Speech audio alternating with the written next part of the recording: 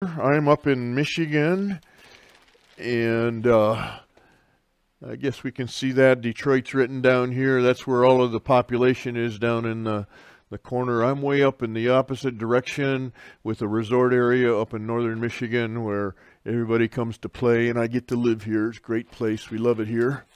I see people all the time trying to store bowl blanks or any kind of turning blank. They'll cut them up to begin with and try to store them. Two things are going to happen when you're storing wood. It's either going to crack or it's going to rot. We don't want either one of those to happen in the turning world. And so I store it in a tree length, a large length, that I can waste away the ends that might be checking and cracking, so that in the center piece of that tree, I've got a nice clean piece of wood that doesn't have any cracks in it to begin with.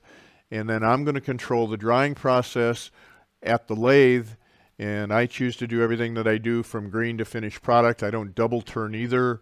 There was an AAW post just this morning of somebody showing a bowl that was all cracked, that he had double turned, and it's just because it was drying out too fast. And so there's a problem in double turning that I choose not to go to. So my pieces, after I get done, are not round anymore. When they get dry, they turn a little bit out of round. They get oval. Koa crotch bowl.